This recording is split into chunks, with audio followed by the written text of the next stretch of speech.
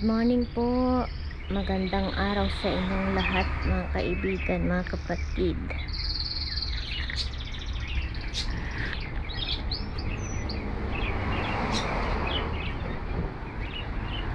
Ang daming bulaklak ng aking garden. Garden niya, ang bango-bango. Bango-bango dyan, sobra. Ang dami yung butil, oh. Ang ganda. Yung rose.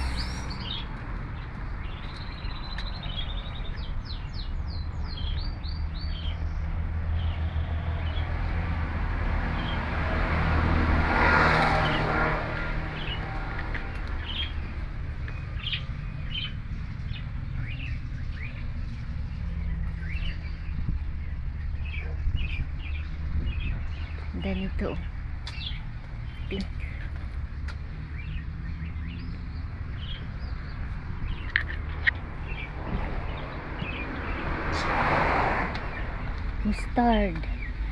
Mustard ito.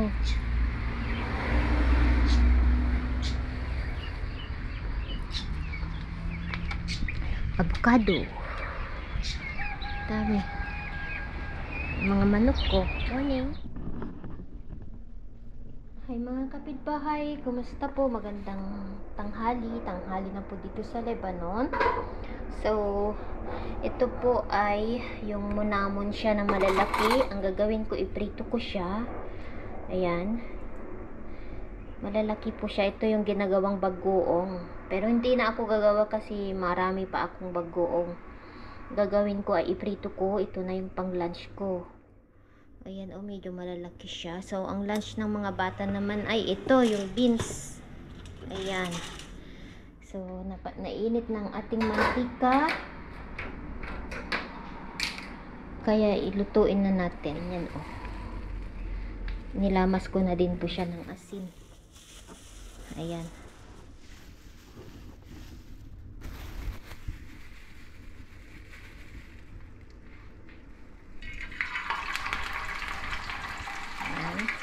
Isa-isa lang, hindi ko nilagyan ng flour. Basta gusto ko lang kasi yung ganyan yung iprito sa mantika. Do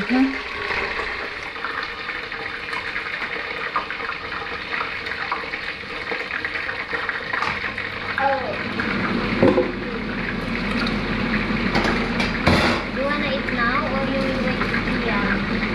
I eat with Dion. Okay.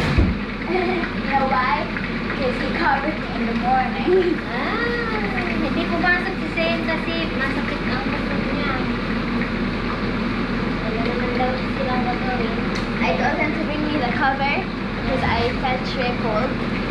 So he gave me the cover and he tapped on my head. And he was like, get well soon. It's very sweet yan. No. So I would eat with him. Open the window. I will not eat hanggang this cookie.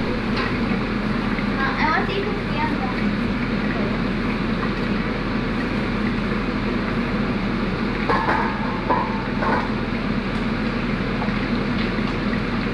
Masarap ito isasaw sa suka.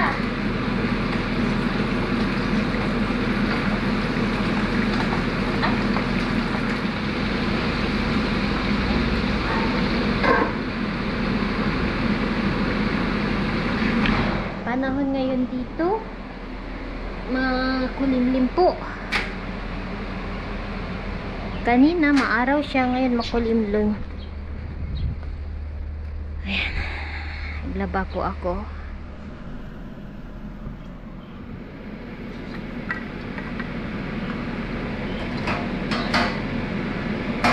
Sarap nito isaw-saw, guys.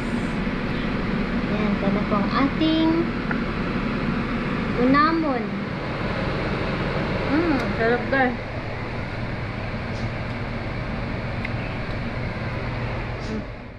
What are you eating? Eat. Why you laughing? What's smoking? Camera ko. Why you laughing, both of you? What's the matter? Because it's bad. Yan, kain na. Yung dalawa. Kain na. Sarap ng kain ah. Di yan sila maarte. Kain sila ng gulay, lubie. Yung beans, green beans. Bituela sa atin. Yes, ito pa. Banadura. Ay, banadura. Wala nating alog. With rice and yummy, yummy. Few more rice. Yes, ala. Need to buy tomorrow. Remind me. Buy 5. One here, one outside, one to the salon, one in the room. Nalait na. Sa 10 kids. How much just one Kleenex cost? I don't know. Depends on me.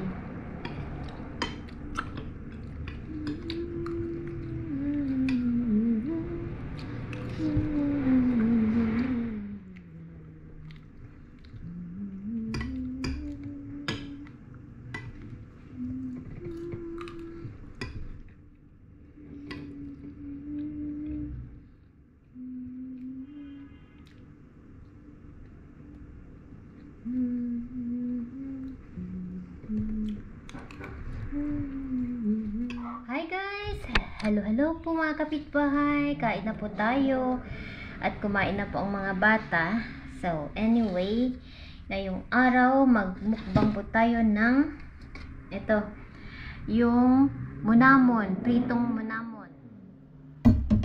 Sausaw ko po ito sa sukang may sili. Yan, kita nyo ba? Okay. Tapos, kamatis. Ito yung panaka-rice ko, lettuce, at saka 2 pirasong cucumber. Yan po. So, thank you Lord. Kain na po tayo mga kaibigan. Unang subo para sa inyong lahat. Yan. Ito lang po yung kakainin ko.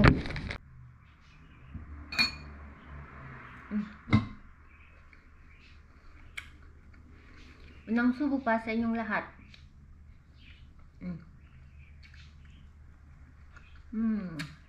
Sarap.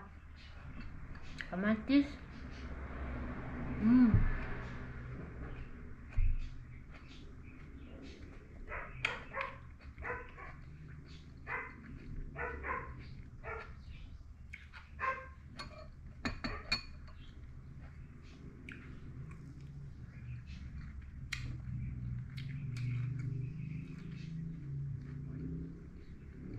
Umuwi na po yung binan ko sa village. Kasi po, pupunta kami sa village this week. And, may voting. Election sa South.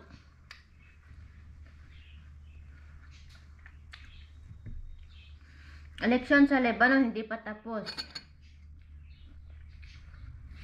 Ang election kasi dito, every village, nag-start nung May, first week of May, sa,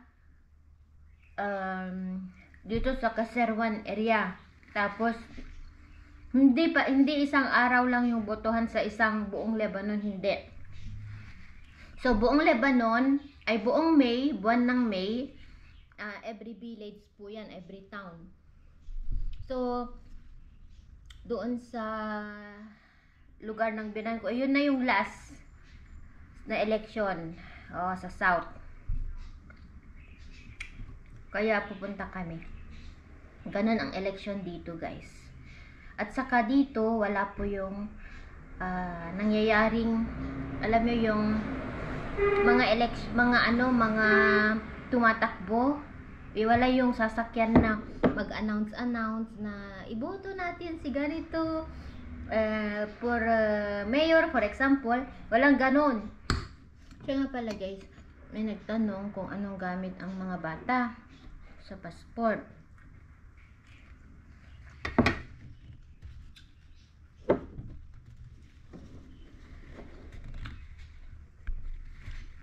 So, ang gamit ng mga anak ko guys ay Philippine passport.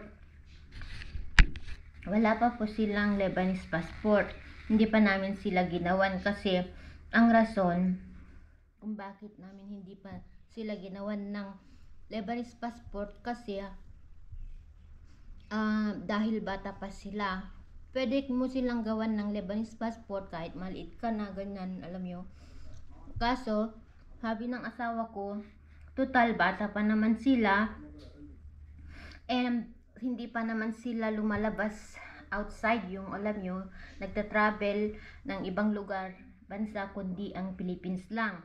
So, since bata pa yung mga baby, yung mga anak namin, pinagawa na namin sila ng Philippine passport. So, nakaregister po sila dito sa Philippine Embassy. And then, nagawan sila agad ng Philippine passport. So, yun yung since nagta-travel kami sa Pilipinas, yun na po yung gamit nila, Philippine passport. Meron po silang ID, Lebanese ID kasi dual po naman sila. Ito yung ID dito sa Lebanon. Ayan. Ganyan siya, ganyan ang itsura. So, yan yung hawak ko. Ito yung hawak ko. Ito yung mas mabisa daw ito kaysa yung sa Lebanese passport. May Lebanese passport na din po ako. So, yung mga bata lang ang walang Lebanese passport. Ito naman yung Lebanese passport ko. Ayan. Sabi ng asawa ko, mas malakas daw ito, yung ID. Ito yung mostly na ginagamit nila dito, yung mga Lebanese. So, meron na po akong card, ID. Ayan, and passport. So, mga bata, Philippine passport lang talaga sila. And, bakit hindi pa namin sila pinapagawa ng Lebanese passport? Kasi nga, sabi ng asawa ko, hindi po sila, yun nga, yung gaya ko. Nung sabi ko na hindi po sila lumalabas na pumupunta sa ibang bansa. Kasi bata pa sila. So, ang gamit sa Philippines lang naman sila pupunta. So, kapag kasi Lebanese passport ang gagamitin ng mga bata at gagamitin namin, kailangan namin ng visa kapag pupunta kami sa Philippines. So, ngayon, dahil dual sila, Philippine passport ang gagamitin nila para, tawag ito, wala po silang visa. Free po sila maka-enter sa Philippines. So, ang nangyayari noon, kapag umuwi po ako sa Pilipinas, ang ginagawa ko noon guys, pag punta ako sa Philippines, ito yung ginamit ko noong 2019. Ayan, nag-enter ako sa nag-enter po ako sa dito sa airport namin. Ito yung pinakita ko. So, tinatakan nila ito. Guys. O yan, bali 2 beses ko itong ginamit noon, 18 at saka 2019, itong Lebanese passport ko. So, nung nag-departure kami dito sa Lebanon Airport, ito yung pinakita ko. And then, 2, yung Philippine passport ko din. Pero ito yung pinatatakan ko na pag-enter sa airport namin dito. Tapos, nung nasa Pilipinas na ako sa airport natin, ang pinakita ko yung yung Philippine passport ko at saka ito na patunay na tawag nito na galing ako sa Lebanon and may ID ako, kompleto, ganyan. Tapos nung pabalik kami, ganun din. Ito rin pinakita ko, pero ang pinatatakan ko na nag-exit is sa Philippine passport. Oo. So, yun.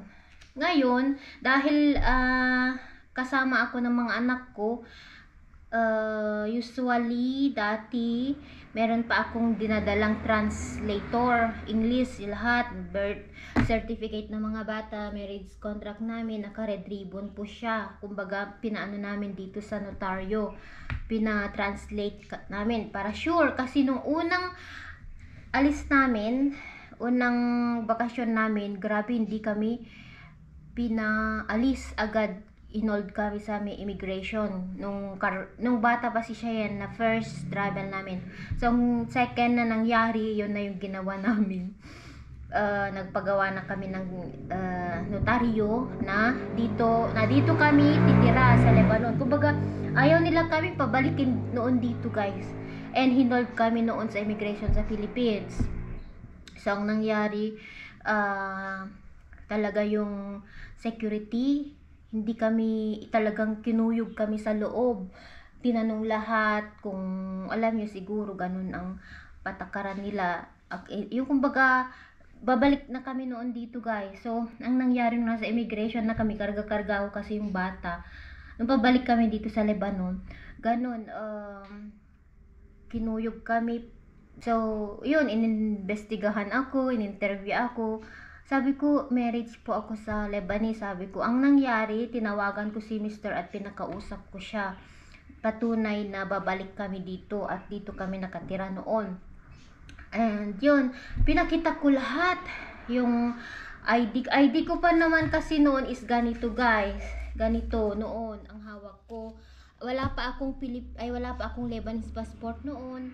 So, ang hawak ko lang is yung, so nagpagawa kami, pinatranslate namin, yun lang yung hawak ko, and then naka-indicates yun doon na marriage ako sa Lebanese, ganyan.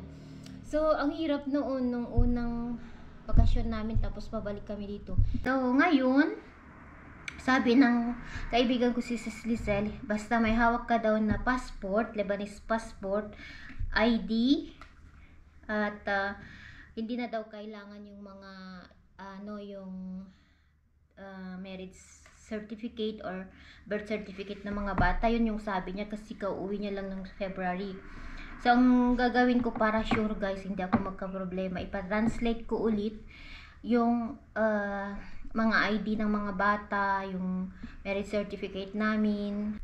At yun din ang ipapakita ko pag departure na kami sa Lebanon. Kasi nung una, yun din, kailangan nila ng proof kung hindi ko kinadnap ang bata. Kasi may nangyari ganito guys. Ikwento ko lang, kaibigan ng asawa ko.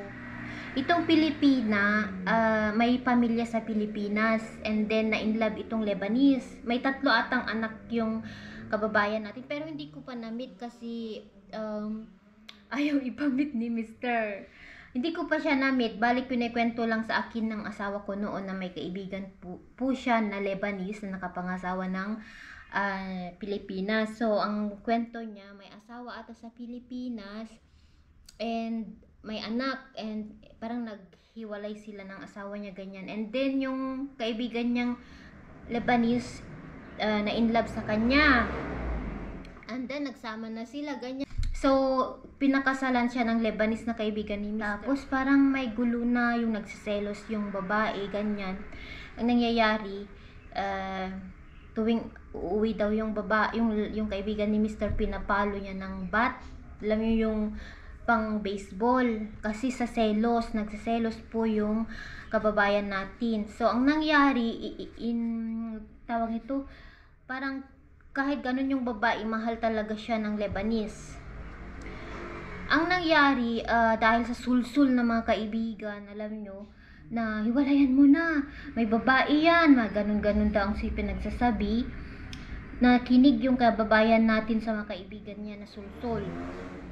Ang ginagawa niya daw, nagkukos ng problem, umaalis yung babae sa bahay, nagtutong-it sa mga kaibigan niya, uuwi na lang gabi na, ganyan, yung mga anak napapabayaan, ganun. Sa gaaway na daw sila, at one time pinalo pa niya daw ng bat. Yung babae daw ang nagpalo sa lalaki. Bali ang nangyari daw, kwento ng asawa ko, share ko lang. Bakit ko sinishare ito? Kasi napunta, may connection po ito sa airport. So nung na daw guys, one time daw pagdating ng asawa niya, turn off daw yung ilaw. Nung tinurn on daw ng asawa niya yung ilaw, pinalo agad ng bat. Buti hindi pa niya tinanggal yung helmet kasi may motor siya. So yun yung kwento ng asawa ko. Anong nangyari, parang nagsawa na yung Lebanese dahil sa ugali ng Pinay, na sobrang aggressive siya, selosa, at saka nananakit. Baliktad, siya yung nananakit guys, hindi yung Lebanese. So dahil sulsul ng magkabilang panig, yung panig ng lalaki, panig ng babae, na alam yung magkagababayan natin, nawasak yung pamilya nila, lagi nag-aaway na, ganyan, hindi na nag-aayos. Ang ginawa ng kababayan natin, nakabili po siya ng ticket Kumbaga, parang tinulungan siya ng ibang kababayan natin, ganyan. And, nakabili siya at kasama ang dalawa niyang anak. Binilhan po siya ng ticket. So, nung nalaman na niyang paalis na yung asawa niya na pupunta sa trabaho niya, ayun, umalis na sila, nasa airport na, kinuha na yung mga gamit ng mga bata. Yung mga bata is, that time daw is 3 years old at saka 1 year old. Dalawang lalaki. So, anong nakarating na sa airport, ayun, natiklo nila na tinakas na yung mga bata. Bakit? Kasi kailangan nila yung approve ng father kung totoong agree siya na paalisin yung mga bata sa Lebanon. So, nung sabi niya daw doon sa immigration dito, can we talk to your husband? Ganun daw. Na yung lalaki, hindi pa niya alam na tinakas na niya yung mga anak nila. So, can we talk to your husband? Sabi niya daw, my husband is in his work. No, can we get his number? Ganun daw nila sa immigration. Ang dami niya daw alibay, alam nyo. So, na-discover nila na tinakas nila. So, ang nangyari, yung immigration, tinawagan nila yung asawa niya kasi pinilit, tinanong daw yung immigration sa mga bata kung alam ng tatay. So, ang sabi daw ng mga bata, hindi. So, yun, doon nila napilit na ibigay yung number ng asawa niya. So, tinawagan na yung asawa, pumunta sa immigration, at kinuha yung dalawang anak, and then yung babae lang ang umalis, and hindi na siya makabalik. Blinak siya, at ewan ko lang, sabi ng asawa ko, hindi na daw siya pwedeng makapunta dito sa Lebanon kasi naka-blacklist. Kumbaga, wanted. Oo. So, yun. Kawawa yung kababayan natin kasi hindi na niya makita yung dalawa niyang anak. Ngayon, malalaki na yung mga anak nila. Oo. Kasi mas malaki pa kay Cheyenne. Mas matanda sila. Siguro 2 years ang yung edad nila na mas malaki kay Cheyenne. So, magbibinata na sila. Oo. Tapos yung kababayan natin, wala na daw balita. Yun ang sabi ng asawa ko. So, bakit ko pinikwento ito? Kasi yun din, maganda din na patakaran nila dito na kailangan nila ng father conscience. Yung, alam nyo, so, maganda nga din kasi tignan nyo, buti na lang na nila. So, ganun. Sa akin naman, kapag umaalis kami noon, talagang ibibigay ko yung number ng asawa ko. Tapos, kapag sinabi nilang, can we talk to your husband? Ganun sila. Ibibigay ko number ng asawa ko. And tatawagan nila. And then, tatanungin yung asawa ko kung talagang may na-approve siya na aalis ako, ganyan, kasama yung anak ko. So, walang problema kasi yun na nga talaga naman na aalis kami na may na pabor siya, ganyan guys. Kaya hindi rin basta-basta aalis dito.